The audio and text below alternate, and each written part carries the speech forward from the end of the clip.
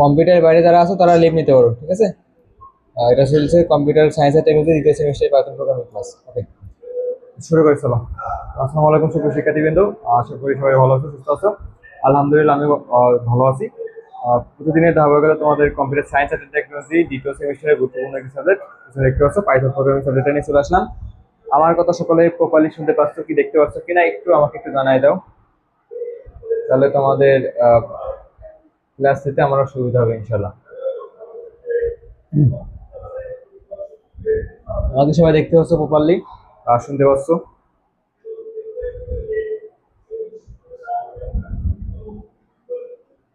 আবির, উজান, কত শোনা যায়? আচ্ছা ঠিক আছে, তাহলে আমরা করছি কি পাইথন প্রোগ্রামিং।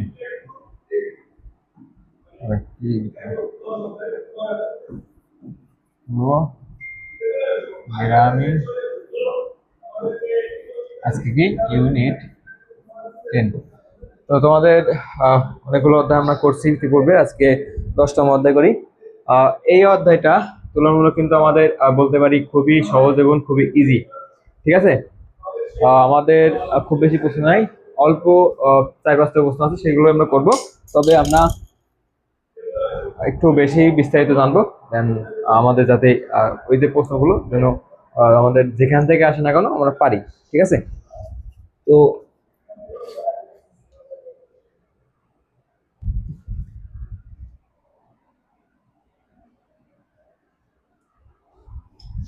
আচ্ছা, একটুখানি অপেক্ষা করো।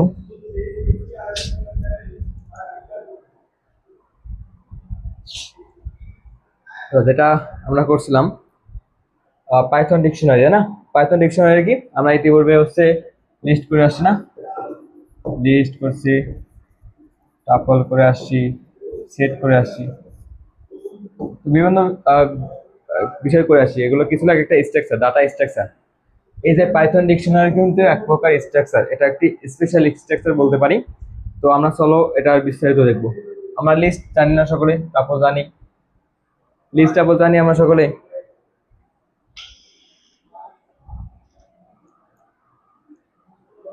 সকলে যদি লিস্ট টাপল জেনে থাকি,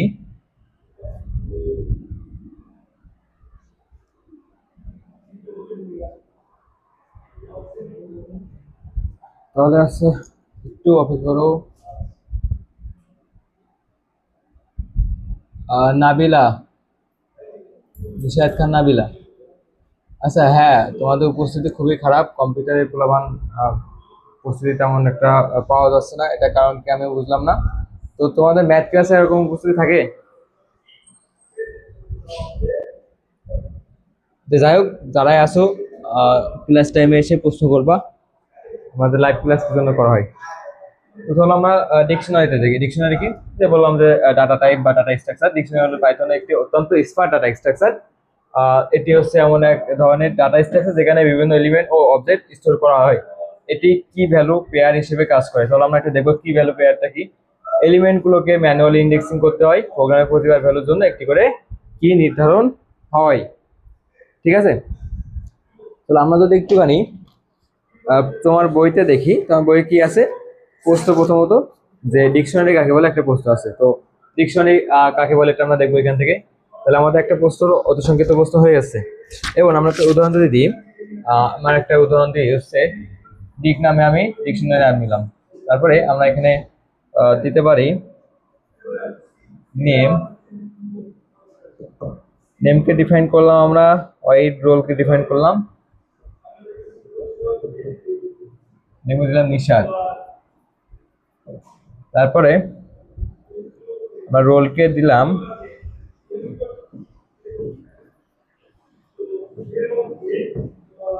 828288, ইচ্ছা মতো একটা রোল দিলাম, ঠিক আছে? তারপরে এই পর্যন্ত থাক আমাদের।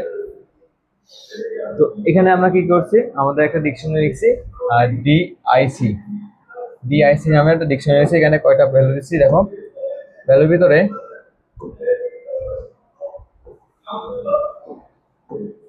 নেম দিচ্ছি কি নিশাদ, রোল দিচ্ছি 828288।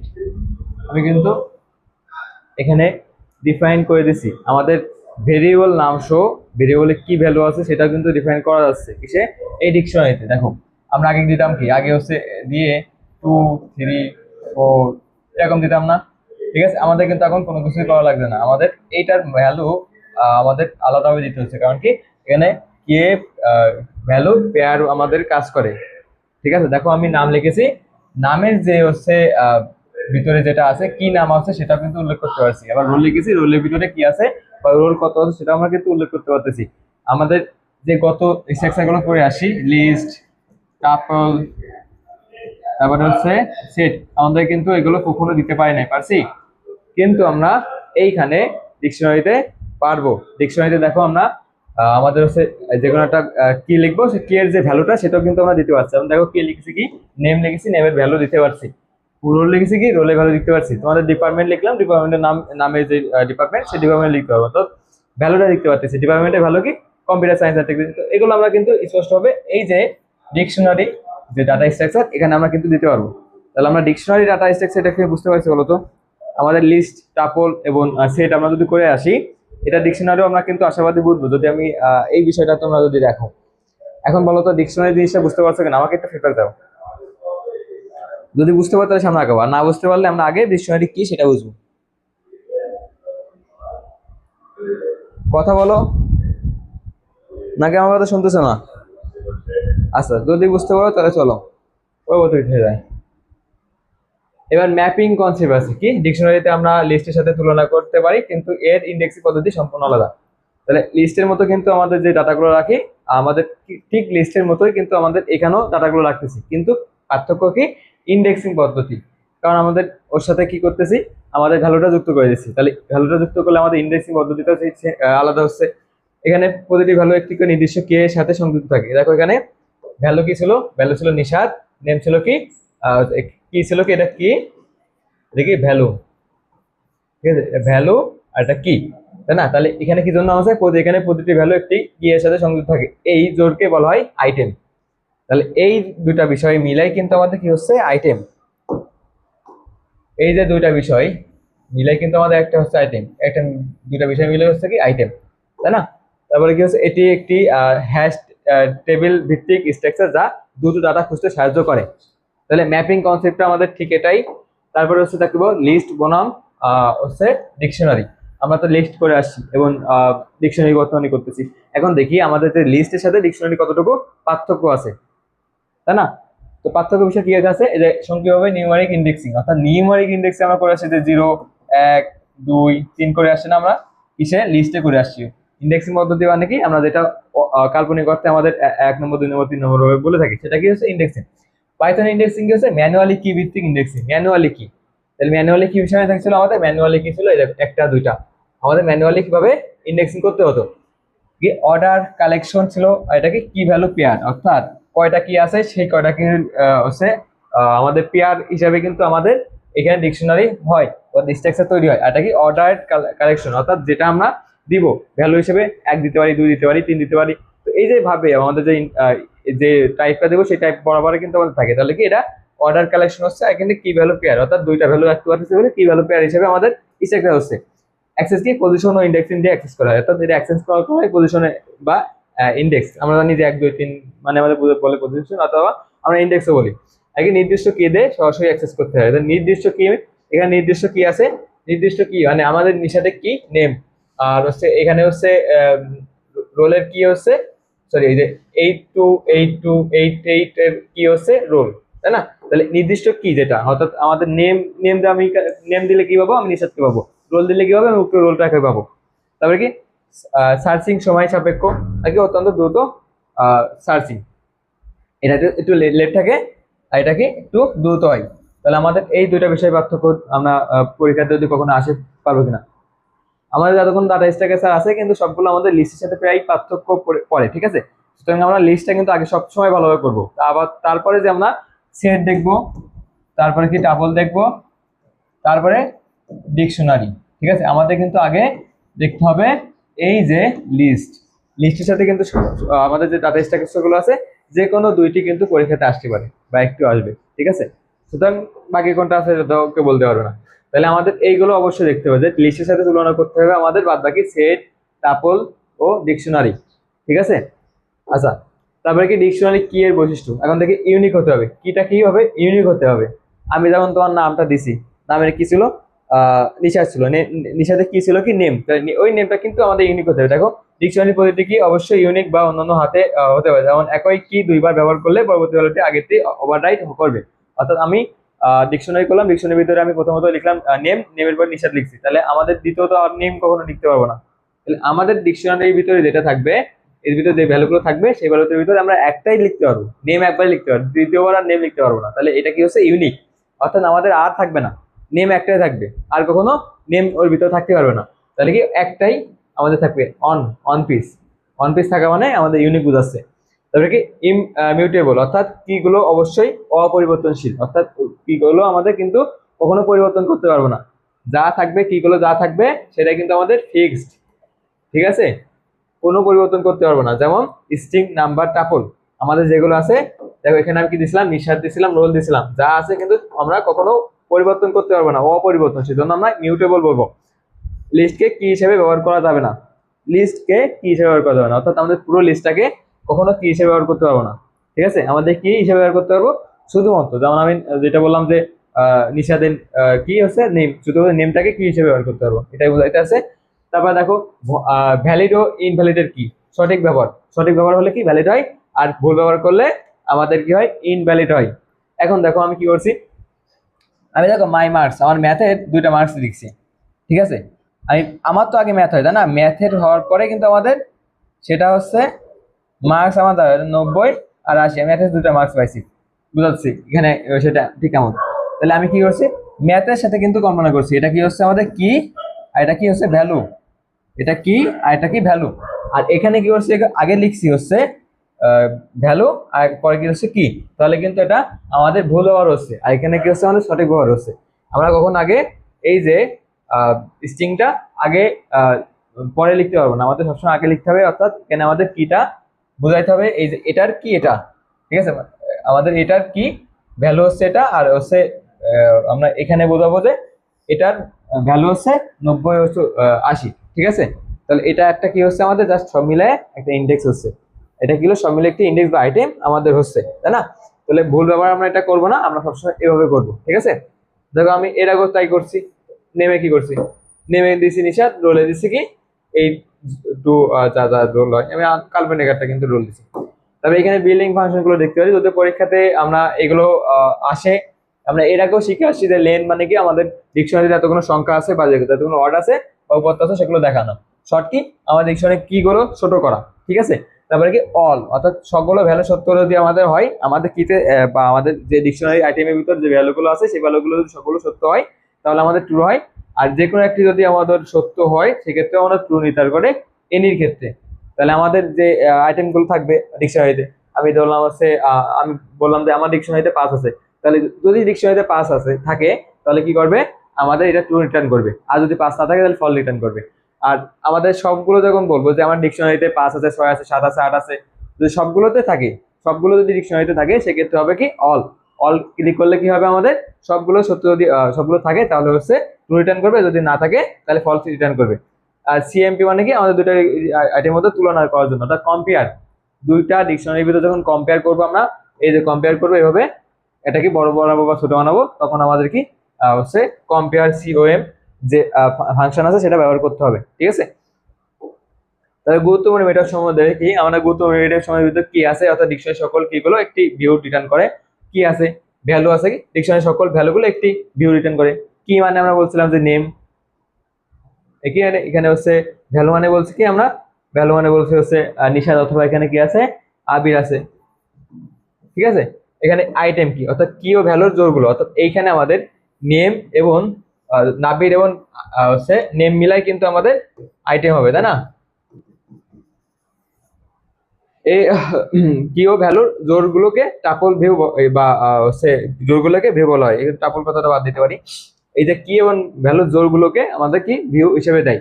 কি হচ্ছে আইটেমটা, তাই না? আমাদের নেম এবং আবিরের যে আমার নেম হলে তো আমার আবির হয়, তাই না? দুইটা মিলে কি হচ্ছে আমাদের আইটেম। তারপরে গুরুত্বপূর্ণ এটার ভিতরে আমরা ক্লিয়ার করতে পারি। ক্লিয়ারটা কি? ডিকশনারির সকল উপাদান একবারে রিমুভ করে দেয়। আমাদের ডিকশনারি যতগুলো উপাদান আছে আমি দিলাম ডিকশনারি দিয়ে আমি হচ্ছে এখানে 2 3 আচ্ছা আমাদের বিভিন্নভাবে আমাদের লিস্টের মতো লিখলে তো হবে না, তাই না? আমি দিলাম হচ্ছে নাম, এটা আমাদের দিলাম কোনোভাবে, ঠিক আছে? আমাদের স্ট্রাকচার অনুযায়ী দিয়ে যতগুলো আমাদের এর ভিতরে ভ্যালু আছে বা কি আছে সেগুলো আমাদের একবার রিমুভ করতে হলে কি কিলার ফাংশন ব্যবহার করা হয়। আর পপ কি মানে নির্দিষ্ট কি সহ আইটেম রিমুভ করার জন্য ভ্যালু রিটার্ন করে। অর্থাৎ আমাদের যে নাম আছে, নাম এবং এর ভিতরে যে নামটা আছে এই নেম এবং এই যে আমাদের নামের যে ভ্যালুটা আছে সেই ভ্যালুটা যদি আমরা একত্রে রিমুভ করতে চাই তাহলে কি হবে, আমাদের এই পপ ক্লিক করতে হবে। আর ক্লিয়ার করে ক্লিয়ারের মাধ্যমে কি হয় যে তোমার হচ্ছে শুধুমাত্র এই যে ভ্যালুটা, তাই না, ডিকশনারি সকল উপাদানকে একবারে রিমুভ করে দেয়। উপাদান যেগুলো উপাদান আছে একবারে যতগুলো উপাদান সব আছে। আর পপ করে কি নির্দিষ্ট কি, অর্থাৎ নির্দিষ্ট একটা কি আছে আমাদের এখানে যতগুলো কি থাকবে সবগুলো কি রিমুভ করে দেয় কি এই যে হচ্ছে ক্লিয়ার। আর যে কোনো একটি কি রিমুভ করে কি এই যে পপ। আর আপডেট করে অন্য একটি ডিকশনারি দিয়ে বর্তমান ডিকশনারি আপডেট করে। অর্থাৎ অন্য একটি ডিকশনারি আছে, অন্য ডিকশনারি থেকে আমার বর্তমান ডিকশনারি যেটা আছে আমি দুটো ডিকশনারি দিলাম। ডিকশনারি 1 দিয়ে আমি আমাদের যে আইটেমগুলো লিখলাম, ডিকশনারি 2 দিয়ে আমি আইটেমগুলো লিখলাম। এখন মনে করি এখানে আইটেম যুক্ত আছে 2টি, এখানে আইটেম যুক্ত আছে 4টি। তাহলে আমাদের এই যে যে হচ্ছে বর্তমান যে ডিকশনারি কি বর্তমান এক্সটেন্ড হচ্ছে D2, D2 এর যে আমাদের ভ্যালুগুলো থাকবে সেই ভ্যালুগুলো আমাদের জাস্ট আপডেট করে দিই, তাহলে আমাদের এই যে ভ্যালুগুলো কিন্তু D1 এ চলে আসবে। তাহলে এইটা কি হচ্ছে D1 কে আমরা আপডেট করতেছি, তাই না? তাহলে অন্য একটি ডিকশনারিতে আমাদের বর্তমান ডিকশনারি বা আগের ডিকশনারিটা আমাদের কি করা, আপডেট করা, তাই না? তারপরে প্রোগ্রাম উদাহরণ দিই, আমরা একটা প্রোগ্রাম দেখি। আমাদের হচ্ছে দেখো স্কোয়ার আছে, ঠিক আছে? কিভাবে আছে স্কোয়ার আছে, স্কোয়ারটা কিভাবে আছে আমাদের দিলাম আমাদের এসকিউ, আমি সহজভাবে এসকিউ আছে, এসকিউ নামে একটা ডিকশনারি দিলাম। তারপরে কি করলাম, একের যদি আমরা স্কোয়ার করি তাহলে আমাদের 1 আসে। আবার আমি কিন্তু স্কোয়ার এটা যা আসে এটা স্কোয়ার করলে যা আসে এটা কিন্তু আমরা ডান পাশে লিখছি। আর আমাদের শুধুমাত্র হচ্ছে যেটা ভ্যালুর কি ভ্যালু, এটা ভ্যালু, এটা কি কি, তাহলে আমাদের ভ্যালুর যে কিটা আছে সেটা কি আমাদের সিঙ্গেল থাকতেছে। আর কি এর যে হচ্ছে ভ্যালুটা সেটা কিন্তু আমাদের স্কোয়ার হচ্ছে, তাই না? তাহলে এটা আমাদের সিম্পল অড আর এটা কি স্কোয়ার। তাহলে আমাদের 1 এর স্কোয়ার হচ্ছে কি 1, তারপরে কত 3 দেখি, 3 এর স্কোয়ার হচ্ছে 9, তারপরে হচ্ছে কত আছে 5, 5 এর স্কোয়ার হচ্ছে আমাদের 25। তাহলে আমি তিনটা আমাদের কি হচ্ছে এখানে ভ্যালু বা আইটেম, একটা আইটেম, দুইটা আইটেম, তিনটা আইটেম কিন্তু নেওয়া হয়েছে, তাই না? আর এখানে কি হচ্ছে এটা ভ্যালু যাচ্ছে, এটা কি কি যাচ্ছে, এটা কি ভ্যালু, এটা কি, এটা ভ্যালু, এটা কি। তাহলে কি হচ্ছে আমরা করলাম, দেখো প্রিন্ট করলাম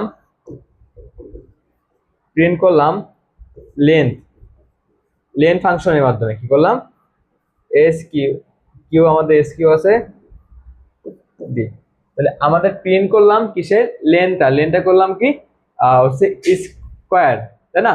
তাহলে আমাদের কি হচ্ছে এখানে 3টা আমাদের নিচ্ছে, কারণ কি আমাদের বোঝাইতে আসছে কি 3 নম্বরের বিষয়টা। এখানে যদি শর্ট করি আমরা, শর্ট করলে কি হচ্ছে 1 3 5, ঠিক আছে? আমাদের লেন মানে বোঝাচ্ছে যে 2 নম্বর যে বিষয়টা আমাদের কিন্তু 2 নম্বর এটা আসছে।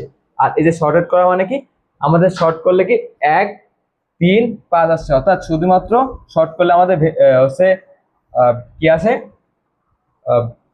দেখো শর্ট করলে আমাদের 1 3 5, অর্থাৎ আমাদের শুধুমাত্র ভ্যালুগুলো আসছে, সরি কি গুলো আসছে, এটা গেলে কি আমাদের দেখো লেন করছে। লেন মানে কি জানি আমরা, লেন ফাংশনের কাজ কি, লেন ফাংশনটা দেখি আমরা একটুখানি।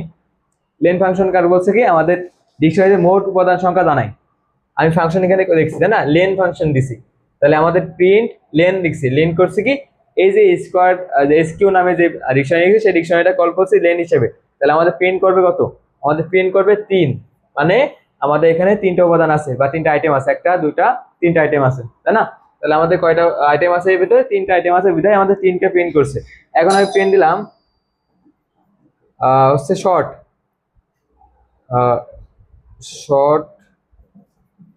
শর্টেড মানে কি আমাদের হচ্ছে শর্ট করে দেওয়া। তাহলে শর্ট করলে আমাদের কি আসে দেখি আমরা, এই যে শর্ট করলে আমাদের দেখি শর্টে কি ছিল আমাদের শর্টেড ডিকশনারি কি করলো একটি নতুন শর্টেড লিস্ট রিটার্ন করে। তাহলে শর্টেড লিস্টটা কি আমাদের ওই যে কি এর ভ্যালুগুলো দিচ্ছে না, কি এর ভ্যালুগুলো বাদ দিয়ে আমাদের শুধুমাত্র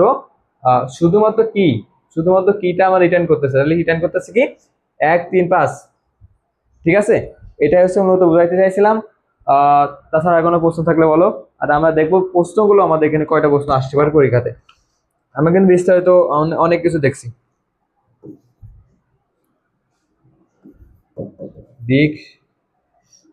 ডিকশনারি না,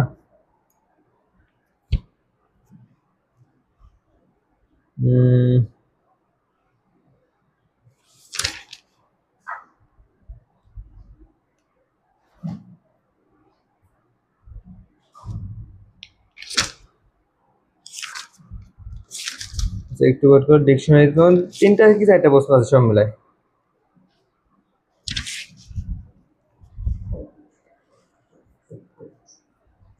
ডিকশনারি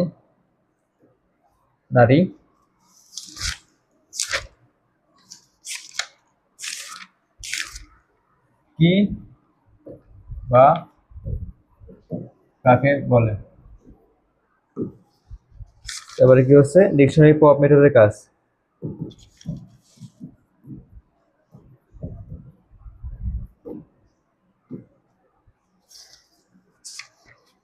তাছাড়া ডিকশনারি প্রোগ্রাম,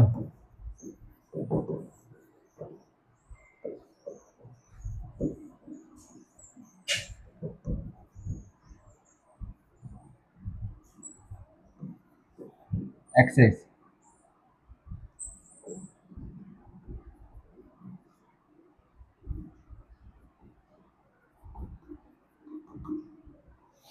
ডিকশনারি পপ মেথডের কাজ অ্যাক্সেস করার উপায়। আচ্ছা এটা গেল।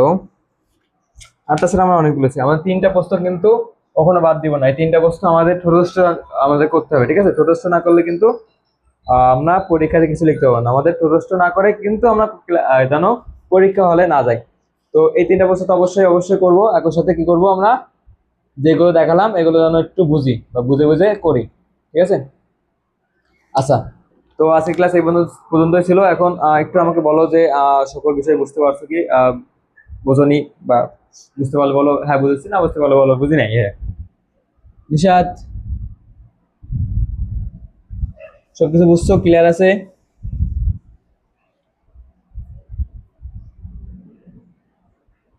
নিশাদ আমাকে শোনা যায়? কথা তো বলবা, কথা বলার পরে তো বুঝবো যে আসলে বুঝছো। তাহলে আমি নিজেকে ধন্য মনে করবো, আর না হলে হয়তো নিজেকে ব্যর্থ বলে চলে যাবো, তাছাড়া কিছু না।